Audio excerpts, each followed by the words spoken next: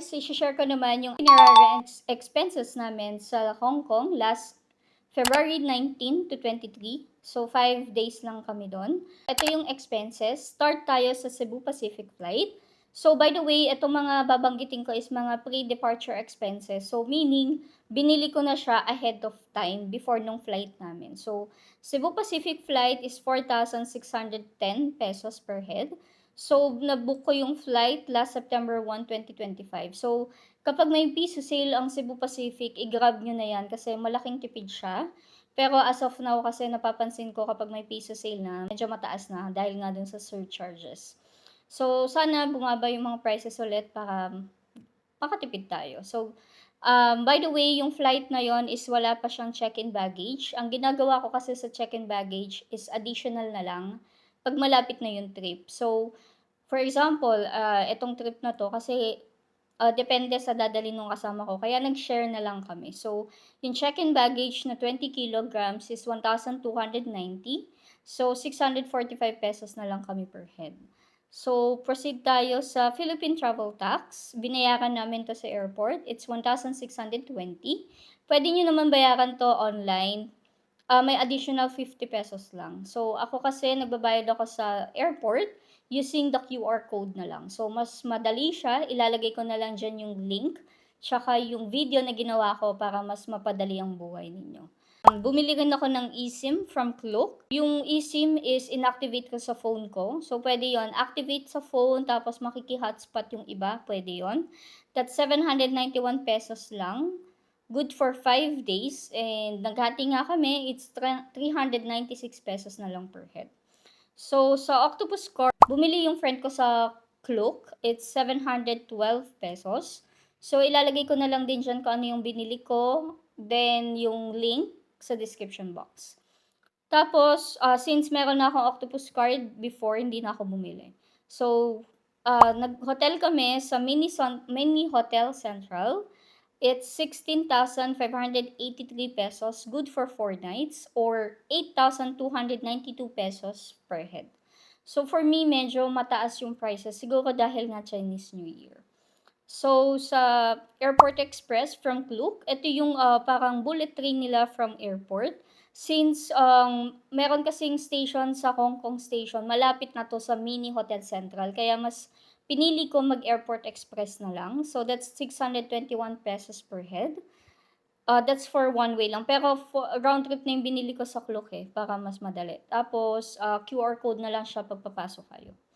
Tapos, bumili rin ako ng Turbojet from Klook, tsaka Kotay Waterjet from Klook. So, yung Turbojet na one way, it's 1,305.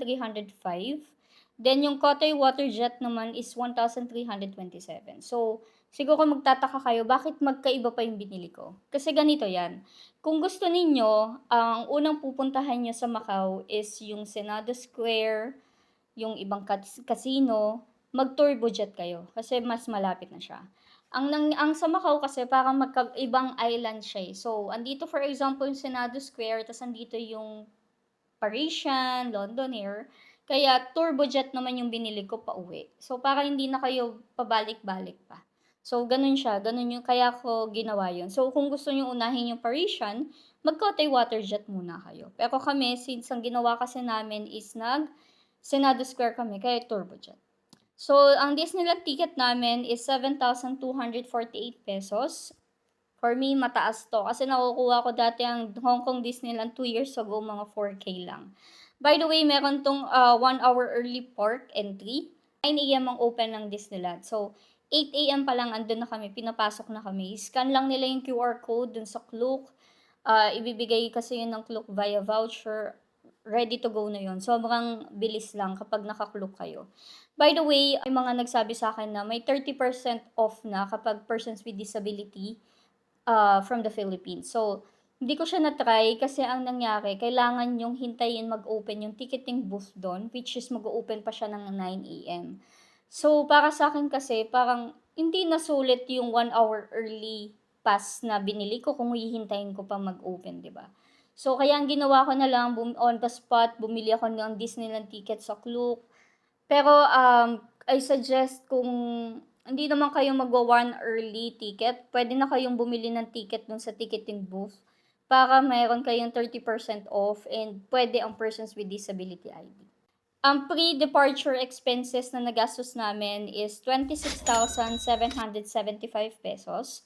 Lahat na yun included na yung flight, check-in baggage, eSIM from Klook, Philippine Travel Tax, Octopus Card, yung hotel, Airport Express, yung Turbojet and Kote Waterjet, and last is yung Disneyland. So, yun, lahat na yun ng pre-departure expenses. So, proceed tayo ng day 1.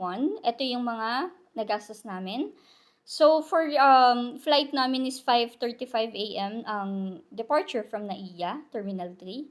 And ang estimated time of arrival namin noon is 8:10 a.m. So, ang nangyari noon, nung nasa arrival na kami, unang-unang ginawa namin is kinuha ko yung Octopus card from Klook. Nag-withdraw kami sa Bank of China and sinabi ko nga mas okay is yung GCash. Nag-compare kami GCash or GoTime. Mas okay ang GCash. Tapos, after nun is, after namin mag-withdraw, before kasi, dun sa bilihan ng Octopus card kung saan pwede bumili ng for kids, pwede lang dun magbayad ng cash. So, hindi ko kasi muna tinanong, pwede na rin ang credit card. So, yun, may nagpasabay kasi sa akin na Octopus card for kids, kaya bumili muna ako doon. So, after nun is nag-Hong Kong Express na kami, going to Hong Kong Airport. So, kung mapapansin ninyo sa train map ng Hong Kong, may specific na Airport Express, mas mabilis kasi siya. Pero kung tingnan nyo muna sa Google Maps kung ano yung best way papunta sa hotel ninyo. Sa akin kasi, for me, best is yung Airport Express. Mas mabilis na siya, tsaka mas malapit na siya dun sa hotel namin, which is yung Mini Hotel Central. So, dun sa pagdating namin ng Hong Kong Station, medyo naligaw pa kami, mali kami ng exit na nilabasan. Mayroong tumulong sa amin and thank you po. Hindi ko na maalala yung name niya pero thank you po sa pag-assist sa amin last time. Tapos tinulungan niya pa kami sa mga luggages namin. So after nun, hindi pa kasi kami pwedeng mag-check-in sa Mini Central Hotel since masyado pa siyang maaga. So, kumain muna kami sa Lin Wo Roasted Pork Restaurant. So, dapat kasi sa Yatlok kami kakain kasi never pa ako nakatry doon. Ilang beses na ako pa nakapunta ng Hong Kong. Pero madalas nung last punta namin sarado. Last punta ko din sarado. Parang hindi siya meant to be sa akin. So, mayroon kaming naudaanan doon. Madami kasi yung locals na kumakain. Ang nagastos namin dito is 1,036 pesos or 518 pesos per head. So, after nun, bumalik na kami ng Mini Central Hotel. Pwede na kami mag-check-in. So, inakyat muna namin yung mga gamit namin, then umalis na ulit kami. So, from Mini Central or Mini Hotel Central, nilakad namin going to the Central Station. That's mga 5 minutes walk lang. Kaya ako naman talaga nagustuhan tong Mini Hotel Central is kasi ang lapit niya lang dun sa station. Sunod is shopping district na siya. Madaming food trip located sa Central kasi. Kaya doon ko napiling mag-hotel. So yun, we're going to the Wishing Tree kasi Chinese New Year para maiba naman. Since first time kong mag-Chinese New Year sa Hong Kong, pinuntahan namin is yung Lam Chuen Wishing Tree. So, from the Central Station, sumakay kami ng train going to Admiralty. Then from Admiralty going to Taiwo Station, nag-train kami. That's 33 minutes. From Central Station to Admiralty Station to Taiwo Station, that's 156 pesos per head. Tapos from Taiwo Station, going to the Lam Chuen Wishing Tree via bus, that's 80 pesos. So, kung gusto niyo mapuntahan din yan, meron ako specific vlog sa day 1, check nyo na lang. So, from that exit, kung saan yung exit sa Taiwo Station, baba lang kayo, merong hagdan doon, doon na yung mga bus stop, kasi medyo naligaw kami dito eh. Sa Lam Chuen Wishing Tree, napakadaming pwedeng gawin. Parang merong mga food, or parang bancheto, parang madaming mga food na pagpipilian, parang mga street foods nila doon. Tapos, pinaka-highlight doon is yung magbabato ka ng plastic orange dun sa tree. Bibigyan nila kayo ng parang tag. Ilalagay nyo yun dun sa orange na plastic orange. Susulatan nyo dun kung ano yung mga wish nyo. So, after nun, pag ano nyo na, nakabit nyo na yung tag, ibabato nyo sa tree. Once na sumabit siya dun sa tree, matutupad ang mga wishes mo. So anyway, yung plastic orange is 50 Hong Kong dollars or 392 pesos. At napakadaming tao dito, last 2 days pa ng holiday nila, kaya napakadaming tao. Expect nyo naman yan, kapag holiday din sa ibang bansa, madami talagang tao.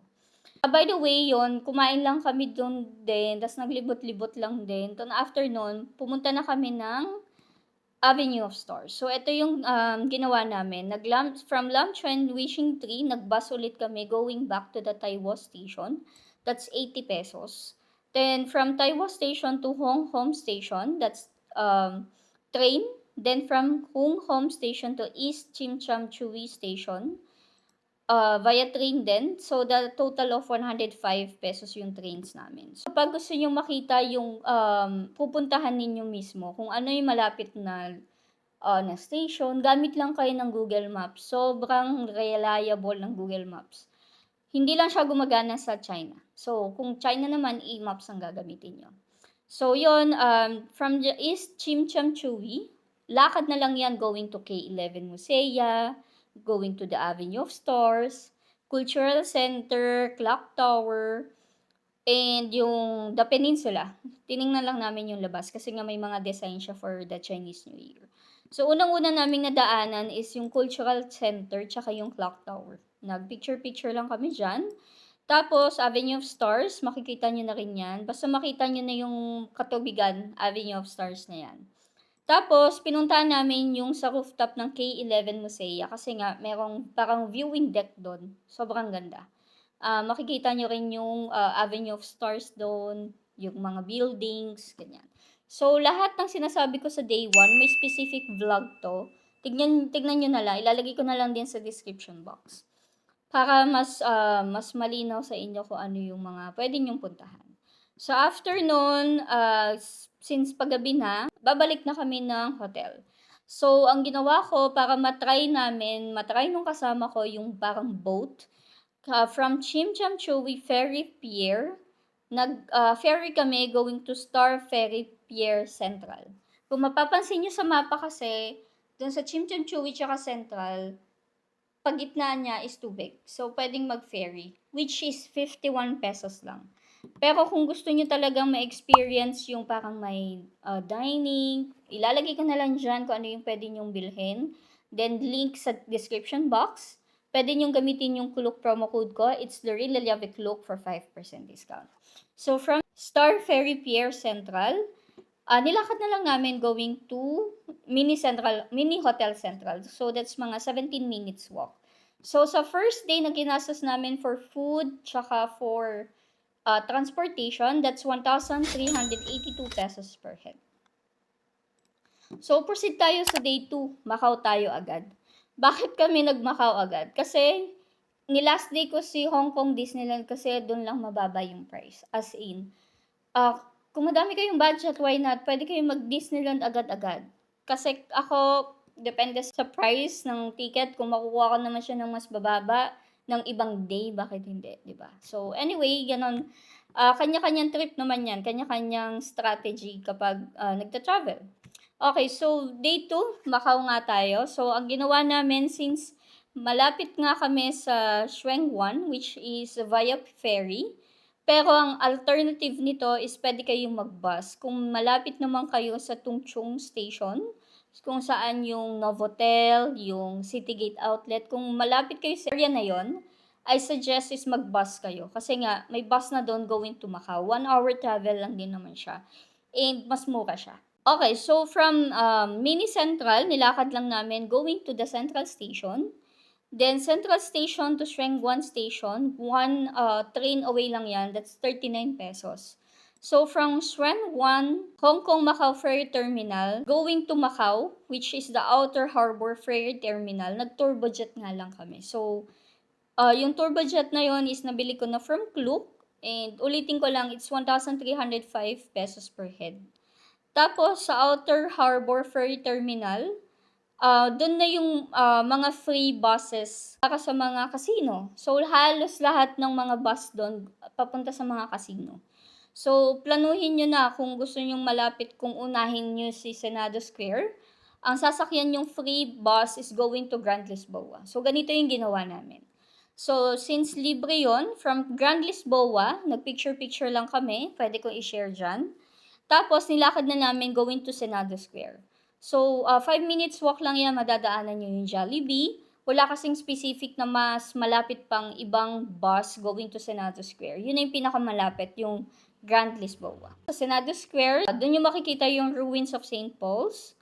Tapos, dun yung mga beef jerky. As in, sobrang daming yung pwedeng i-free taste doon. Kahit ano, madaming mga Pilipino din doon na nagtitinda. So, after ng Senado Square, pupunta naman kami ng Fisherman's Wharf, which is, nagkamala kami ng sakay dito eh. Ang ginawa kasi namin, tumawid kami, which is hindi pala. So, wag kayong tatawid. Ipinakita ko naman doon sa day 2 video namin, which is, same lane lang kung saan yung Senado Square.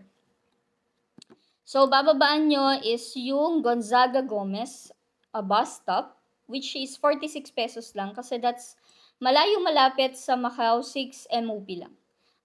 Ang suggestion ko sa inyo, wag na kayo mag-withdraw sa Macau kasi pwede yung Hong Kong dollars sa Macau.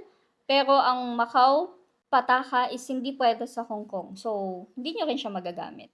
So, and kapag plan nyo mag-bus, kailangan exact lang yung fare ninyo pag magbabas kayo. So, for example, kaming dalawa, 12 lang yung hinulog ko.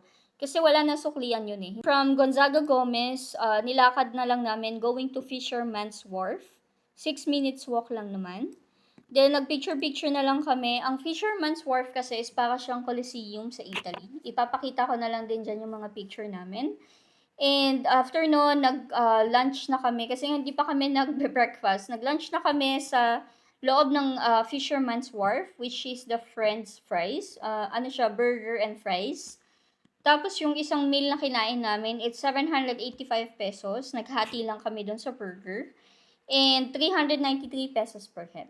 So after noon, after namin mag-Fisherman's Wharf, tsaka na kami magpa-Parisian, Venetian, tsaka Londoner. So ito yung ginawa namin. So from Fisherman's Wharf, nilakad namin going to Sands Macau. Yung Sands Macau is casino din. So, 5 minutes walk lang siya. So, bakit lagi akong pupunta sa mga casino? Kasi, basta may casino, meaning may free bus yan. So, for example, itong sa Sands Macau, pupunta ka ng ibang casino, merong free bus. So, ang ginawa namin, since gusto na nga namin pumunta ng Venetian, from Sands Macau, nag-free shuttle or free bus kami, going to Venetian. So, libre din yon. Tapos yung, dun sa Venetian, since madami na kaming dala, kasi nga namili na kami dun sa Senado Square, nag-luggage storage kami sa Venetian. That's 459. This is per piece. So, ang ginawa namin, since madami kaming dala, tas nilagay na lang namin sa isang malaking eco bag para isa lang yung babayaran namin. Nag-share lang kami doon, it's 230 pesos per head. Hinanap lang namin doon yung nagtitrend na escalator sa Venetian. Tapos, sinintay namin umilaw yung Eiffel Tower sa Parisian. Yun lang. Nag-try na din ako mag-overnight sa Macau. Okay din naman siya kasi ang lagi kong ginagawa is Hong Kong, Manila, Hong Kong, Macau to Manila. So, last day namin is Macau. So, okay din naman siya. Ito, first time ko mag-Hong Kong round trip ticket. So, yun, muntikan pa kaming maiwan ng ferry nito kasi nga, mali kami ng naging strategy. Dapat pala, dun sa babaan kasi ng bus, malapit na baggage storage na doon. Kasi nga, doon yung entrance. So, akala ko, doon din yung bus going to Taipa Ferry Terminal. Hindi pala. Parang doon siya sa kabilang side. So, nagpabalik-balik pa kami dito. Parang hassle. Dapat, ang gawin ninyo, kung same itinerary, ang gawin ninyo, di ba, pagbaba nyo dun sa Venetian, galing dun sa Sands Macau na bus, dalhin nyo na yung mga gamit ninyo, tapos iwan nyo na lang doon sa harapan. Kasi doon yung bus going to Taipa. So yun, buti nakaabot kami ng 9 p.m. sa Taipa Ferry Terminal going to Shuang Wan. Pabalik na kami ng Hong Kong Macau Ferry Terminal via Waterjet, which is nabili ko na rin sa Klook, and that's 1,327 per head. Sa Shuang Wan Hong Kong Macau Ferry Terminal, may open pa doon na restaurant, which is the Shao Noodles. Sobrang sarap ng food nila dito, tsaka pwede na yung prices kasi ang dami ng food, tapos naghati na lang kami. So, ipapakita ko na lang din dyan, that's 385 pesos, may noodles na yan, tsaka may chicken, naalala ko yon. So, 193 pesos per head. So, from Shengguan Station, nag-train lang ulit kami going to Central Station. That's 39 pesos. Then, from Central Station, naglakad na lang kami going to Mini Central Hotel. So, ang nagastos lang namin for day 2 is 940. Ang included lang dito is yung transportation tsaka yung food. Per day naman tayo, we're going to the Peak and Ngongping Village. So, 7:30 AM, umalis na kami ng hotel nito. Gusto ko kasing mauna kami sa The Peak. Lagi kasi ang ginagawa ko naman sa The Peak is gabi. So, parang first time ko 'to mag-morning. Yes, first time ko mag-morning. So, yun, nilakad lang namin from Mini Central to The Peak. That's 8 minutes walk, pero medyo paahon 'to kaya be ready. Ang other option mo lang kasi dito kung sa Mini Central kayo magho-hotel is walk or magta-taxi. Siyempre, maglalakad na lang tayo. Tapos, ang The Peak plus Sky Terrace 428, nabili ko na sa Klook. Since first time ko ring makita yung bakehouse dun sa loob ng The Peak, doon na kami nag-breakfast. Hindi ko na masyadong naano yung kung magkano yung nakain namin doon eh. Pero ang naalala ko, may time limit lang yung pagkakain kayo doon. Tapos napakaliit lang kasi ng space. Kasi nga, ang view mo lang talaga doon is yung peak room. So yun, ang konti lang ng tao pag ganito. 9 AM or mga siguro 9:30 onwards na kami umakyat sa Sky Terrace 428. Sobrang konti pa lang ng tao. Unlike kapag ano kasi gabi, madaming tao. After namin mag-picture-picture, pupunta na kami ng Ngongping Village. So itong ginawa namin is nag-bus muna kami papunta, then pauwi naman is nag-cable car. So from The Peak, nilakad ulit namin going to the Hong Kong Station. That's 8 minutes walk. Tapos, from Hong Kong Station to Tung Chung Station, that's 181 pesos. 33 minutes kasi yung biyahe. Tapos, from Tung Chung Station, panoorin nyo yung day 3 ko. Ipapakita ko saan located yung bus. Doon din located yung bus ng going to Macau. Yung bus is 160 pesos per head. Paakyat na yon dun sa Ngongping Village, kung saan yung Big Buddha. So yun, nag-picture-picture lang din kami doon. Pwede nyo akyatin yung Big Buddha, pero kami, kasi nakit ko na siya before eh, kaya hindi ko na inakyat. May mga makakainan na rin doon. Tapos after lang namin mag-picture, bumaba na kami sa Citygate Outlet. So, pagbaba namin, ang ginawa na nga namin is nag-cable car kami, which is the Crystal Cabin, para matry din ng friend ko. Yung cable car na one way is 1,519 pesos per head. Kaya kung ayaw nyo naman mag-cable car, pwedeng mag-bus din kayo, which is mura lang naman. It's 160 pesos, di ba? Ang laki ng difference. Pwede rin naman kayo mag-standard cabin. Pero eto nga, since gusto ko lang matry ng friend ko, kaya Crystal Cabin ako na 1,519 sa Klook. So yun, kumain lang kami dun sa parang food court sa Citygate. Then ang kinainan namin is yung traditional handmade dumpling. Sobrang sarap din dito. So ang nagastos lang namin dito is 708 pesos or 354 pesos per head. Then yun, namili lang yung friend ko doon ng bag sa Citygate Outlet. Madami kayong mapagpipilian dito. From Tung Chung, pupunta na kami ng Mongkok Station para sa Ladies Market, para sa mga pasabay. From Tung Chung Station, going to Liking Station via train. Then from Liking Station to Mongkok Station, that's 147 pesos. Distance na lang yan going to the Ladies Market. Tsaka pwede nyo rin puntahan doon yung Lungfung Mall. So, may mga nagpasabay kasi and thankful din ako sa mga nagpapasabay sa akin. Masaya kasi talaga ako once na nagpapasabay ako every trip. Kaya pwede nyo rin akong i-support sa Bangkok pasabay ko. That's on July 6 to 13. Magla-live selling kami doon. Magpo-post kami ng mga items. So, i-check nyo na lang dyan yung Facebook page. And doon kami magpo-post ng mga ano. Sana i-support nyo din ako doon. After namin mag-ladies market, after ng pasabay, babalik na kami ng Mini Central. So, from Mongkok Station, going to Central Station, that's via train, it's 104 pesos.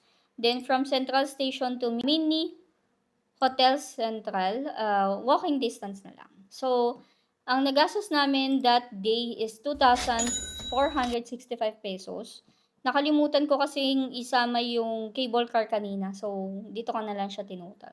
Last full day namin is Feb 22. And this is Disneyland. Siyempre, hindi mawawala ang Disneyland. So, from Mini Hotel Central, walking distance na lang going to Hong Kong Station.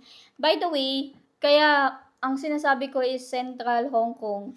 iisang train station kasi, madaming linya. So, andun yung Hong Kong Station, yung Central Station. Kung ano yung sasabihin dun sa Google Maps, sundin nyo yun kasi mas mapapadali ang buhay ninyo. So, from Hong Kong Station, nag-Sunny Bay Station kami. That's via train. It's 220 pesos. Tapos, yung Disney train from Sunny Bay Station to Disneyland Resort. Ang ginawa namin technique dun sa Disney train is nagbalik-balik kami. So, 'di ba, pag from Sunny Bay Station, pupunta yan ng Disneyland Resort Line or station. Doon na magbababaan yung tao kasi nga, doon yung Disneyland. So, ang ginawa namin, di kami bumaba para pagbalik dun sa Sunny Bay, wala nang tao. Nakapagpa-picture-picture kami. Tapos yon after nun is, ang bubungad sa inyo dun sa exit ng Disneyland Resort Station is yung ARC. So, libre pa yan kapag pupunta. Kung ayaw nyo naman pumasok, may mga ganyan may mga ganyan akong nakakausap. Ayaw nilang pumasok doon sa Disneyland talaga. So, doon lang sila sa ARC. That's for free pa. Pati yung Mickey Mouse parang fountain, free pa yun. So, yun, lalakakin nyo na lang going to the entrance. Unfortunately, hindi nga ako nakabili for PWD. So, next time, pwede ko naman yan itry. So, pagkapasok nyo doon, hihingi agad sa inyo is yung QR code for the entrance ng Disneyland. Tapos, for the early park entry. So, kaya malalaman talaga nila kung meron kayong early park entry kasi scan nila yon. So, papapasukin na kayo ng 1 hour before mag-open yung park. At sobrang daming tao. As in, nagtatakbuhan sila. Ipapakita ko dyan. Tapos yun, kung persons with disability kayo, pwede yung from the Philippines. At ID lang, pwede lang. Ang dami nagtatanong sa akin, kailangan po ba ng medical certificate? Ang sagot dyan, hindi na. Kasi, dito sa Philippines, meron tayong persons with disability card or ID. Sa ibang bansa pala, wala silang ganon, which is medical certificate lang from the doctor. Kaya kung from the Philippines yung ID ninyo, no need ng medical certificate. Okay? So, pagpasok ninyo, mag-turn left agad kayo, makikita nyo dyan yung City Hall. City Hall, doon nyo ipapakita yung persons with disability ID. At itatanong kasi doon kung ilan kayo para makakuha kayo ng Disability Access Service. As in, sobrang sulit niyan. Kapag persons with disability kayo, huwag niyong palalagpasin yung Disability Access Service. Sobrang sulit niya. So, hindi siya Premier Access, pero as in, mas makakatipid kayo, hindi niyo na kailangan ng Premier Access. At sa oras. Sobrang bilis namin dito kasi ito yung tip ko sa inyo. So, for example, ang pinuntahan namin is yung Frozen Ever After, which is, alam ko kasi yan ang pinakamahaba. Last punta kasi namin, 1 hour waiting dito eh. So, alam kong yan talaga ang pupuntahan agad ng mga tao. So, ang ginawa ko, nagpalista na kami dyan sa Frozen Ever After. Tapos, sasabihin kasi sa inyo kung anong oras kayo babalik. So, andun yun sa card. Ipapakita ko na lang dyan. So, dun sa card, waiting ka nun. Siyempre, anong gagawin mo? Pipila ka ng ibang rides. So, for example, pinuntahan namin si Wandering Oaken Sliding Sleigh. Mga 30 minutes lang naman yung waiting time. So, pinila na namin. Pipila ka ng normal. Tapos, after nun, tapos na yung waiting time mo sa Frozen After. So, pagpunta mo ng Frozen After, papasukin ka na agad. So, ganun yung tip at ganun yung ginawa namin. So, for example, after ng Frozen Ever After, ginawa namin is pumunta kami sa Toy Soldier Parachute Drop. Nagpila na ako dyan ng Disability Access Service, tapos ang ginawa namin is pumila kami ng Mystic Manor, yung normal na pila. Okay, so tapos na naman. After namin mag-Mystic Manor, pinila namin yung Disability Access Service sa Big Grizzly Mountain, Runaway Mine Cars, which is sulit din to sa Disneyland, kaya kailangan nyo siyang sakyan. So, while waiting din dun sa time nyon, sakto nag-parade. So, that's 12 noon, nag-parade. So, pag after namin mag-parade, balik na kami kay Big Grizzly, kami na agad. So, parang hindi talaga naka-Premier Access. So, after nun, nag-Festival of the Lion King na kami, then kumain na kami doon ng baon namin from McDonald's. After nun, pumunta kami sa Tomorrowland. Pinila namin muna yung Disability Access Service sa Hyperspace Mountain. Tapos, pumila na lang kami sa Iron Man Experience. Tapos, pinila namin siya sa Ant-Man. Then, pumila lang kami sa Iron Man Tech Showcase. So, after noon, natapos kami mga 3 to 4 p.m. eh. So, ang aga talaga. Tapos, ang Momentos pa nun mga 8 PM, 'di ba? So, medyo matagal pa kami naghintay. So, after naman ng rides namin, nagpabili na ako ng mga pasabay sa akin and thank you ulit sa mga nagpapasabay. So yun, nag-Momentos na kami. First time ko kasing mapanood yung drone show. Kasi before naman ng anniversary ng Hong Kong Disneyland, wala yan. Momentos lang, yung fireworks lang, yung lights, gano'n. Kaya pinilit ko ding makakapunta ng this year. So yun, from Disneyland, nag-train na lang din kami ulit going to Sunny Bay Station. That's the Disney train, 58 pesos. So from Sunny Bay Station to Hong Kong Station, that's 220 pesos. Tapos from Hong Kong Station, nilakad na lang ulit namin going to Mini Hotel Central. So, ang total na gastos namin that day for transpo lang to, it's 556. Nakalimutan ko na kasi kung magkano yung nabili naming food sa McDonald's. Pero, syempre, mas makakatipid kayo. Pwede kayo magdala ng food galing sa labas, basta wag lang yung maamoy. Pwede ang pagkain sa labas. Pwede yung pagkain sa Jollibee, ganyan. So, last day, maagang flight namin, 11 a.m. So, from Mini Central, nag-Uber na lang kami going to Hong Kong Station. Kasi nga, sobrang mali yung nangyari sa amin nung papunta. Sobrang paahon siya, at dami naming dala. Sobrang hirap. Kahit na 8 minutes walk lang siya kasi nga paahon. So, yung Uber namin from Mini Hotel Central, Hong Kong Station is 332 pesos or 166 pesos per head. Tapos, nag-Airport Express din kami. Nabili ko na to before. 621 per head. So, from Hong Kong Station going to Hong Kong Airport, Airport Express. Kumain lang kami noon sa airport, sa isang Japanese restaurant. Di ko na rin nailagay kung magkano yung food. Basta yon, sobrang sarap din ng food doon. Madaming choices din ng kainan doon sa Hong Kong Airport. So, yun lang. Ang nagastos lang namin, it's 166 pesos para dun sa Uber namin. Ang nagastos namin, that travel namin for 5 days is 31,283 or 284 pesos per head. Included na dyan yung lahat, yung flight, which is ang mura kasi nung nabili ko, yung hotel, food, transpo, tsaka yung mga activities sa Klook. Lahat-lahat na yan. So, total of 31,284 pesos. Ang laki ng difference kasi last time Hong Kong din kami, June naman yon at sobrang init. Hindi ko na uulitin yon. So, mas masarap mag Hong Kong ng December tsaka February. Yan, na-try ko na. Malamig pa siya. June, medyo sobrang init as in parang mas malala pa sa Pilipinas. So, last time naka 26,000 lang kami. Pero ang hotel namin noon is sa Chungking Mansion, which is hindi rin kasi siya kaaya-aya. Pero trinay namin para malaman din namin kung ano ba itsura ng Chungking Mansion. Pero for me, mas mag-add na lang kayo ng kakaunti para sa mas magandang hotel. So, i-share ko lang, nag-a-assist din ako ng Chinese visa kung pupunta kayo ng China. Madami akong trips ngayon sa China kasi mas nagagandahan na ako sa kanya ngayon. So yun, meron din akong, admin din ako sa isang Facebook page and pwede nyong i-check dyan. Kung ano yung mga tips ko, nag-a-assist ako ng visa, meron din ako mga sample itineraries. Kung meron din kayong mga questions regarding sa persons with disability, i-PM nyo lang ako or comment kayo dito sa vlog. And don't forget to subscribe to my YouTube channel. It's Lorraine Dalyave or Rain Rain Go Away. Same with my Facebook, TikTok, Instagram account for more travel tips. Bye-bye!